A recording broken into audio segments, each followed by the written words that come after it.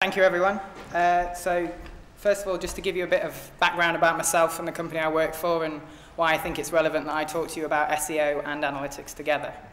So just personally, I've had over 4 years of experience with Google Analytics. I'm a self-professed Google Analytics geek, constantly making sure I've got the up-to-date accreditations each year, just making sure I stay on top of the blogs. So in terms of those kind of things, if you've got any questions towards the end regarding specifics, I'll be able to help you with that as well. So looking more at the SEO side of things, I've had experience in a retail-based environment with SEO for over 2 years, trained by an industry that had around 10 years of experience altogether behind the clog's name. This experience has helped us get to the top for several key phrases of quite competitive brand phrases. One of our hallmarks of our success is the phrase "Ugg boots." I know this isn't quite relevant to your guys' market, but it's just to give you an idea and a taste of the experience that we've got. For the phrase "Ugg boots," we stay #1 behind the brand all year round, even during Christmas when this phase gets really, really competitive. It's that experience that over the past 6 months, other independent retailers and affiliates such as yourselves here today have come to us and asked for extra advice. So over the past 6 months, we started working in more of a consultancy basis to help people with SEO and get a little bit more experience outside of the footwear market. So we're looking at pen engravement, fashion, and moving into a few beauty products as well. So I just want to give you an overview of what the search algorithm is looking like at the moment before I dive into how I think analytics can help you with this. This pie chart was published by an internet site called SEO Moz. I don't know how many of you, hands up if you've heard of SEO Moz before. Great, that's what I like to see. So they publish this each year, and it gives you an idea of what they think and what industry thought leaders think is important about search and the search algorithm. So I'll just talk through some of those points with you. So you can see, split down as a percentage, you've got 21% coming from page-level link metrics and 21% coming from domain-level link authority features. This is just giving you an indication that about 42%, according to their research, of what can influence the algorithm is still coming from link building. So the page-level link metrics are just literally the amount of links you can get to that page. And then on top of that, you need to make sure that you're getting quality links. And this will help you build up your domain level and your domain authority, all of which will just make you seem like an authority. We've spoken a lot about that today. The next section, coming in at 15%, is page-level keyword usage. It's a bit broader than just putting the keyword on the page. This is referring to all your on-page tactics, like making sure you've got meta descriptions in the right place, which I'm sure all of you that have been involved in any way in SEO know how to do inside out. What's key about this is that it's actually, as a percentage, is on the decrease from last time they published these results. It's going to drop even further after it's announced, after the Penguin updates have come through. And what is important about that is you still need to be putting the keyword on the page. You still need to show the user that's searched for a particular key phrase that your content is relevant to what they've searched for, but you don't need to be over-optimizing the page anymore and keyword stuffing, but the Penguin presentation following this will give you more detail on that. Your next two factors in here will be your page-level social metrics and your domain-level brand metrics.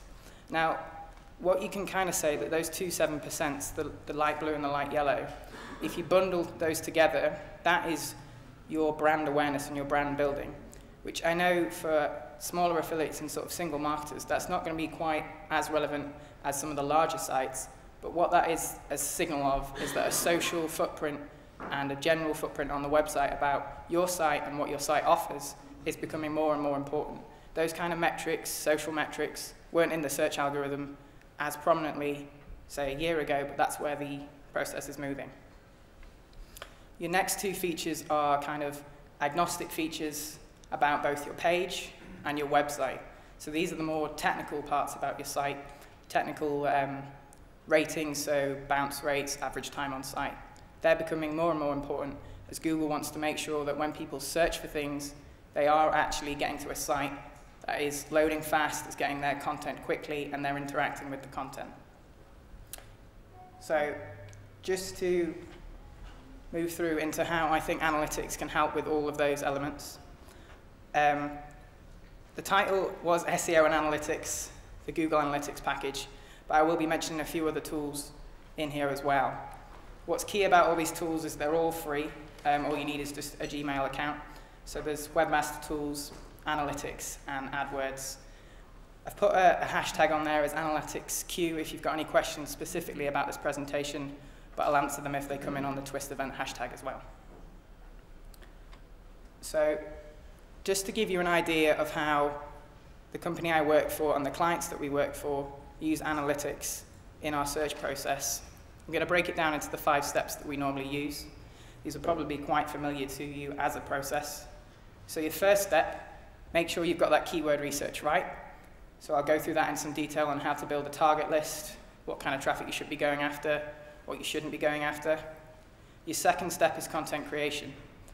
Now these kind of tools aren't going to tell you perfectly what the best blog post about your product that you're trying to push needs on it, but it is going to give you a guide as to past content and how well that's performed on your site. That will then feed into content optimization. So this is where you want to be checking your bounce rates, how much they're staying on the site. Are they going deeper into your site, which is a really great thing to show. And then following on from that is link building. There will be some mention of link building in this presentation, but it's not going to be showing you how to start an absolutely amazing link building campaign. It's just going to be showing you the routes to guide your link building process. And then the final step, which I think is where the analytics suite and the traffic estimation suite really comes into its own, is the performance reporting. What I think is key to stress here is that you don't need a big statistical suite like MoreNiche or Hitwise. You can do a lot of really great analysis with just using Google Docs and Google Analytics. So I think the first step we'll just go through is keyword research. So for this process, this is just the process we use. We're sharing that with you today. Is you'll need Google Analytics and Google AdWords Access. You don't need to be spending any money on your PPC account. You just need a login, and that'll get you easier, quick downloads from the keyword research tools. I've taken some very basic assumptions on the level of skill with analytics within the room, but if you've got any questions about how to set up your analytics account, I'll be happy to deal with those after. So how we deal with keyword research at Clogs and with our external clients is we focus on potential market share. So that's market share of the search volumes that you can see. So to come to that kind of number, what you're going to first need is traffic volume. So your traffic volume will feed in. So that's just going to literally give you just the volume of searches that are out there. What's not there is how competitive that phrase is going to be, or even what people actually want when they're using that search phrase. So the other element you need to put into account is competition. And finally, user intent. So I'll just go through how we put that into a process. So the first thing you're going to want to do is simply just load up your analytics platform and get the current traffic you're getting organically. This is an easy process, but if you're not familiar with it, it's on the left-hand side of your analytics platform, traffic sources, then search, organic, then keywords. What you'll then be provided with is a list of your top hitting organic keywords. Alongside that, some basic metrics in terms of the average page views for visits that those keywords bring, the average visit duration, new visits, and your bounce rate. What you're going to want to do with this information is download it, and this is going to be the benchmark data you're going to use to target a few new keywords within the market. So when you're downloading this information, it will automatically only let you download 10 or from 10 up to 500 keywords. There is a small Google hack that you can do that will let you download up to 20,000 keywords at once. All you need to do that is just before you download the report, is just put the and symbol, limit equals 20,000. I will attach notes to these slides when they get uploaded, so all that kind of detail will be provided there. What that's going to allow you to do is download every single keyword that's coming to your site as long as you're getting less than 20,000 keyword hits within that period. The advantage of this are twofold. One, it's just a lot easier to download all that keyword data at once rather than sitting there and downloading sets of 10 or sets of 500. And 2, you're going to see some keywords down there way at the bottom that you might not have realized you were getting, some really, really long tail stuff that's going to convert really well for you or send and convert through into an affiliate sale really well. So once you've got that current traffic, you're going to save that to the side. And then what you want to do is gather the potential search volume out there for those key phrases that you're already getting, plus a few extras. So the tool that we use internally and that we've used to get most of our keyword rankings is Google Traffic Estimator. This is easy to find, just drop it into Google and you'll find it. What I would stress with this is, as I said at the beginning, it's good if you get a Gmail account and just log into that with this. It makes downloads a little bit faster. You don't have to fill in a CAPTCHA form each time you download some keyword lists. So really, really simple, really basic. You just drop in a kind of leading phrase that you think you want to go to, whether that's fen or whether it's another beauty key phrase. What that'll do is it'll spit out a load of keywords that Google thinks is semantically similar to the key phrase you've given it at the very beginning. So you'll get a load of keywords that are really, really similar and that are quite likely that if you're ranking for some other similar key phrases, you can get rankings for those as well.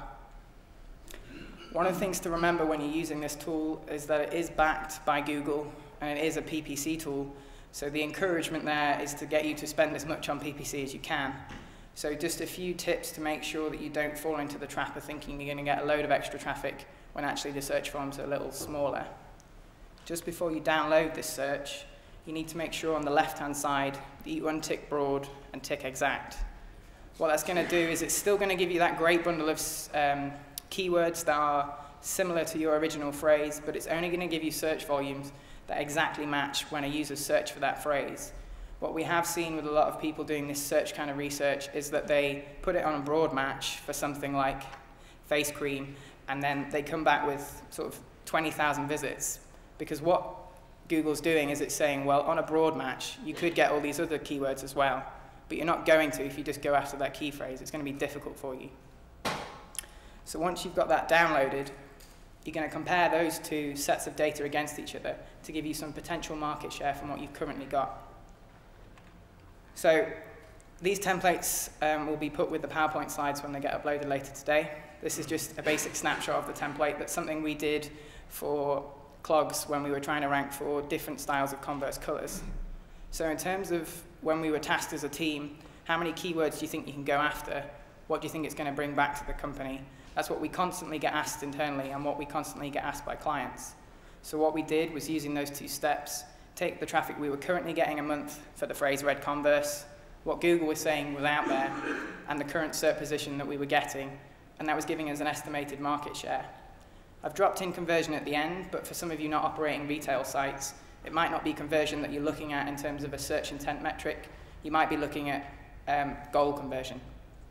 So from that, we were able to say, well, for red Converse at about position 4, we're getting 14% of the market of the traffic that's coming through estimated by Google. That's an indication of how competitive or how good our brand offering is when we're listing in that search results. Why this is so important is that you might be able to get to number 1 for a search phrase, but there might be a PPC client above you that's just absolutely hammering an offer and stealing all the clicks. So getting to numbers 1 is a good thing, but if you've got no search volume coming through to your site, it's wasted effort. So what we then tried to estimate was, say, using that tool, what could we get for blue and green? And using that projected market share and where we thought we could get with SERPs based on similar key phrases, those are the traffic volumes we're looking at. They're small numbers, but again, it was saying, well, we know this is a relatively uncompetitive phrase, and the resource that we need to put behind it is quite small. So if you're kind of a single marketer team or a single SEO team, doing this analysis at the very beginning might take a day's worth of work just to benchmark everything against each other. But what it's going to do is point out key phrases that you're doing well for elsewhere in terms of getting that traffic once they've searched and converting them at the other end. So once you've got that market share analysis, what we then tend to do is build a keyword list. And once you've got the keyword list, you can start looking into content creation. So just a few notes that how analytics can help with the content creation. I'll go through these each individually. But you can do a quick check using Google's analytics tools to see if you've already got content somewhere on your site that's bringing in traffic for that key phrase that you're about to go after. You didn't realize it was way down on the list. It's a great piece of blog content. you wrote a year ago that's now become relevant again.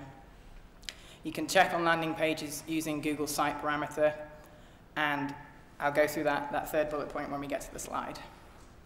So if you're wanting to find out if you're getting any search traffic and where that search traffic is landing for that key phrase that already exists, you can simply do that in the keyword level in analytics and just put your secondary dimension to landing page. What you're going to find here is that, say you search for ways to take the new Fen product, you might find that you're actually already getting traffic to that, and it's landing on a page that's not relevant at all to that particular key phrase. That's when you need to go back and look at how your site's structured and say, well, actually, I want to move the content over to here. The next check you can do is check on landing pages using Google Site Parameter. I don't know if any of you familiar with using this trick before? Oh, okay. All you need to do is when you go into the Google search bar, any search result will do it, any country will build it in. You put site colon, and then your site name, a space, and then the keyword you're looking at. So I've just done this on the MoreNiche site for the keyword offers, not any particular SEO target for those guys, but what it was doing is just saying, well, for that key phrase, where does Google think my pages are relevant? What that parameter does is take the domain name you've given it, the keyword you're looking for, and then runs Google's algorithm over your site and returns the search results it would get if it was only your website on the internet. What's really good about this is, say for example, here when you search for offers on MoreNiche, that looks like the perfect page that those guys want to get up there. But if that high converting offers page below was actually the page they wanted at the top, then that's when you start looking at the content and saying, well, maybe we'll reword the content on the high converting affiliate site, or even move the products to promote page to a slightly different style of content. So those are all tips on if the content already exists on your site and how to create it using existing content and taking lessons that you've already learned from past content.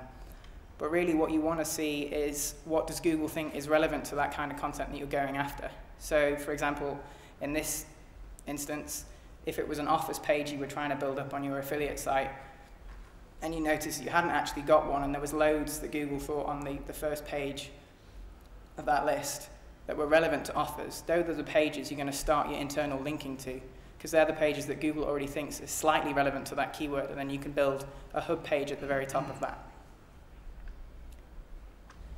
So once you've kind of taken those lessons and spotted where the content can come from on your existing site, like I said, it's not going to tell you how to build brand new content, but it can guide you into kind of taking existing content and building it from there. So then there's elements that follow on from that that would be referred to more towards content optimization. So with your content optimization, there's 3 main points that I think analytics can really help you with. First of all is your on-page performance metrics. So if your content is bouncing, or if your content's taking a long time to load, analytics is going to be able to point that out to you and make sure you get that all sorted.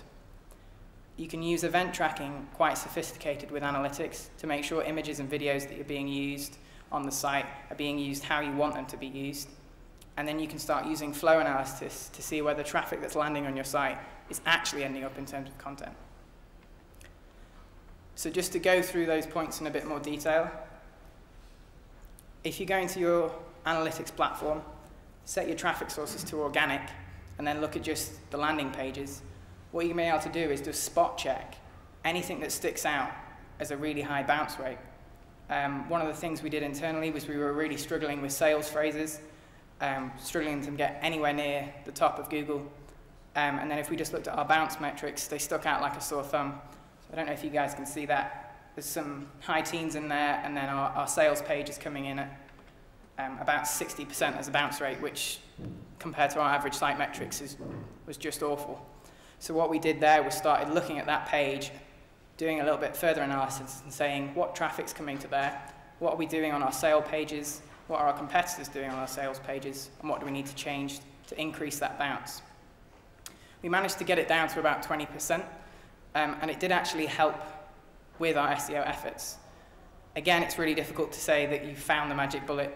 There is no magic bullet with SEO. It's making sure you've got everything ticked off. On-page metrics, that clearly was wrong. So it's just making sure the content isn't bouncing high, There also might be things where you're saying, well, the average time on site for this particular landing page is really, really small. Whatever it is we're providing on there, we're not encouraging them to go deeper into the site. We're not providing anything extra. Another element on that is ensuring the correct content is placed on the site and that keywords are landing in the right place. This again is similar to what we were doing with the search parameter, is you're saying, well, I've got key phrases here, they're actually landing on completely the wrong landing pages for me. This isn't how I build my site. I didn't want people searching reviews to end up on the how-to guide, and that's where you would start looking at the content and saying, well, what internal links do I have that are encouraging Google to think that that page is about reviews when actually it's a how-to guide or it's a recommendation from a doctor about how well the product works. Content optimization can also be done relatively simple with event tracking in Google Analytics. I've put some more details in the slides about how you could, in the notes, sorry, about how you can implement this on your site. But essentially, anything you class as a user interaction in your site, you can mark in the back end of your site to say, this is an event.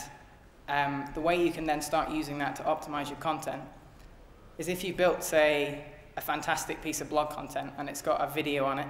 I know we've been talking about how video marketing is becoming more and more important. You would say that that video is a great piece of content. It's explaining the product. It's encouraging them to buy. So are people clicking on it?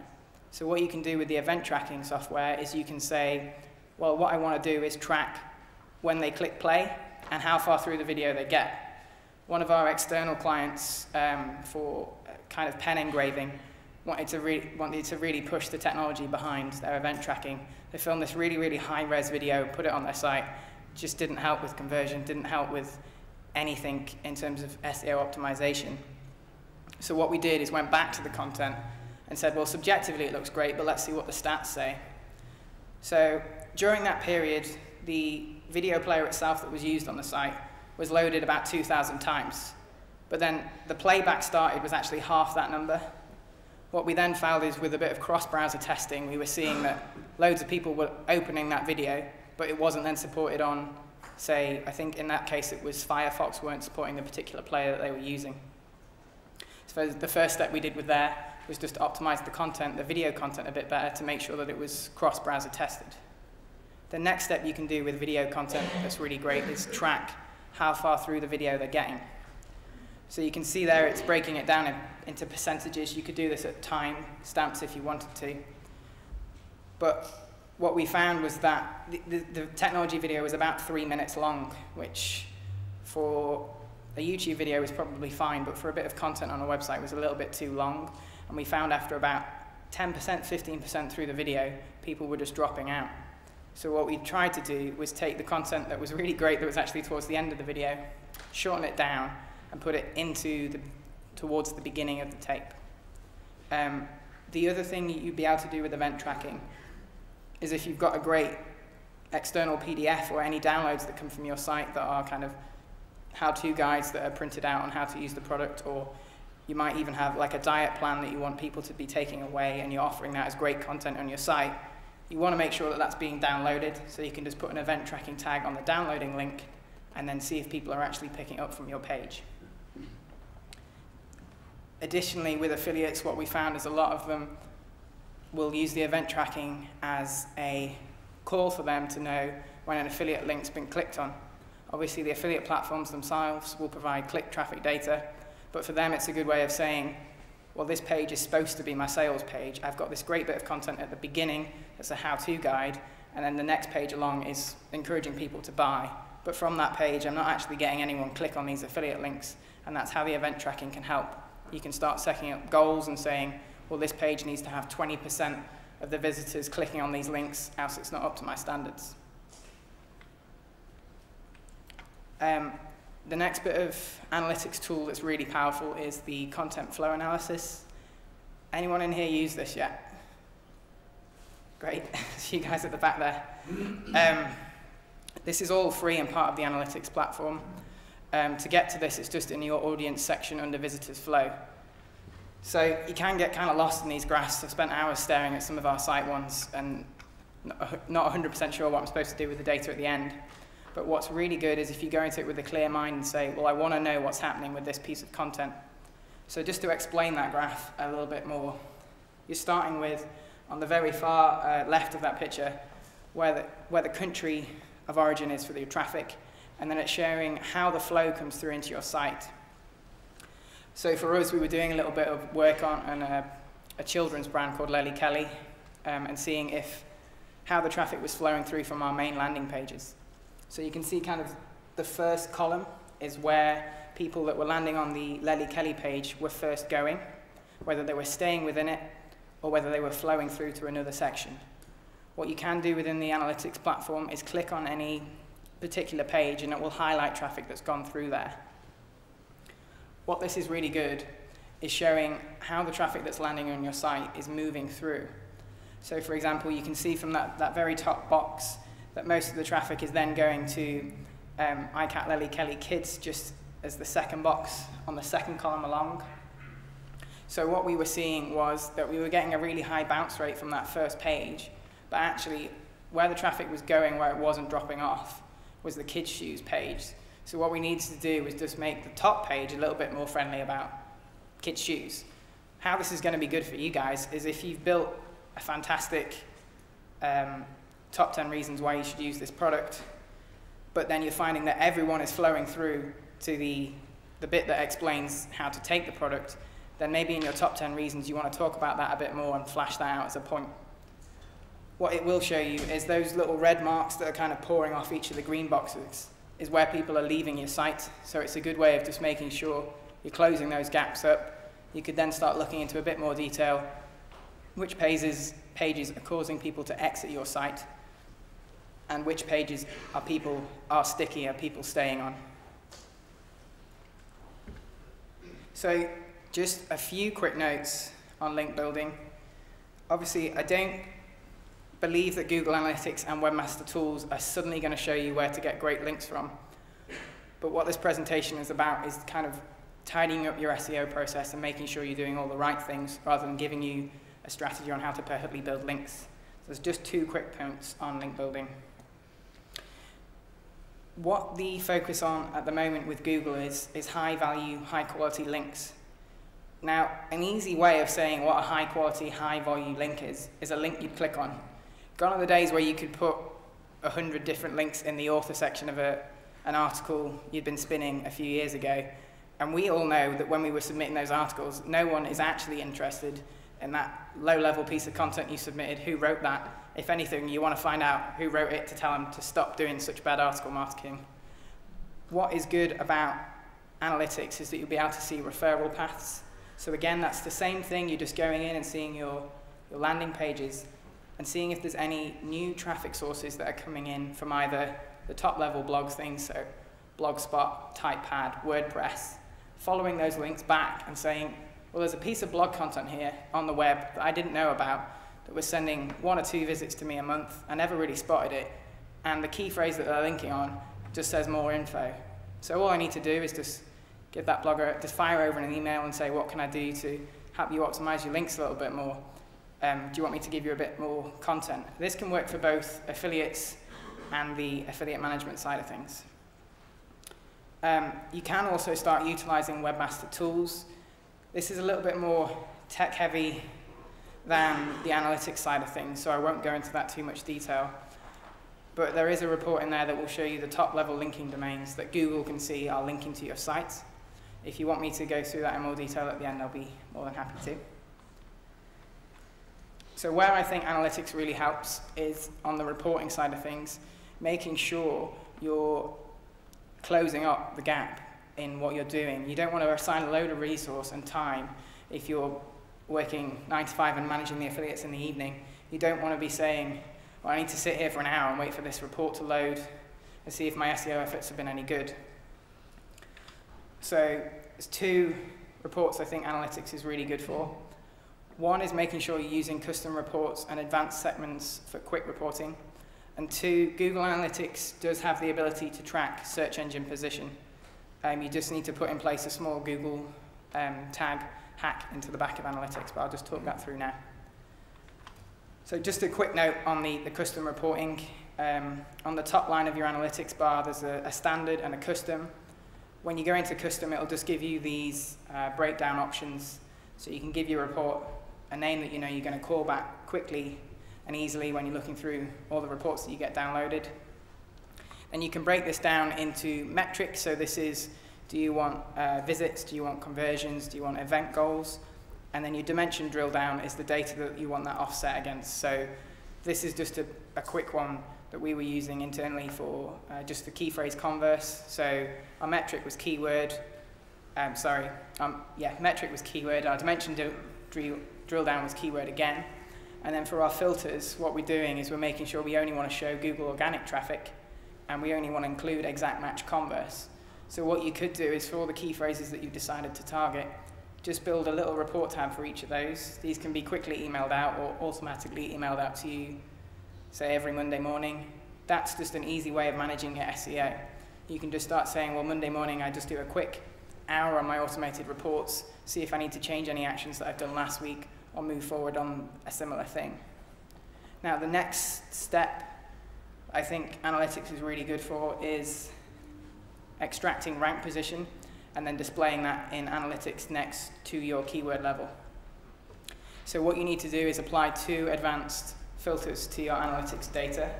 What I would suggest is that you set up a secondary profile.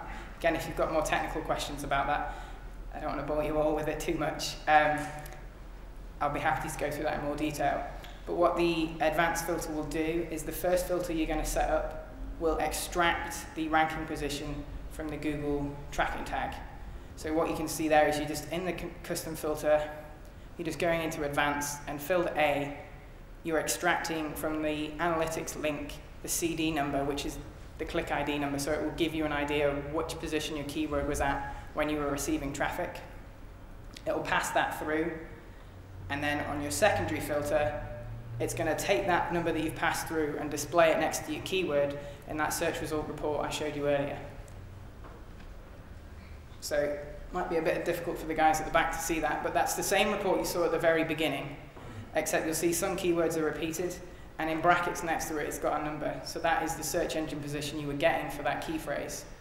What's really, really good about this is, again, it's a free keyword tracking tool. You're not paying for some expensive SEO mods tool or anything. It's keeping the costs down. And the great thing is you can see, well, for example in this, when I was position 6 for Crocs, if you click on that keyword, it will show you that graph of just that key phrase when you're at position 6, and then it stores all the data separately. So you can actually see improvement by improvement how your SEO plan is working. The other great thing about this is it's going to help you get that low-hanging fruit that you've got. So a simple filter to this is, now that you know that that is the position that your keywords are at, you just want to filter that key phrase data and say, well, I want everything that is over position 10 and under position 20. So that's your second page search results. They're not going to take too much to just bump you onto the first page because you've already got reasonable content in there. And if it's a key phrase you didn't know you were getting traffic for, a small optimization process is going to get you onto page 1. So that's how I think pulling in ranking data will really help. You can then relay that bit back to the target list that you did at the beginning. So just to kind of overemphasize that point a little bit, your website will never sleep, and neither should your SEO process. Don't stop, just keep moving with it. Once you've done a load of keyword research, optimized your content, move on to the next key phrases and use the reporting to make sure that the work you did before actually helped you. I think this process is really useful and quick and easy to use once you get these templates that are all available on the notes on the slides in place. It's a process that we've used at Clogs for over 10 years. It's helped us to get a strong search engine position, and it's working for some of our external clients. So I think that about concludes what I think you can get from analytics and SEO together.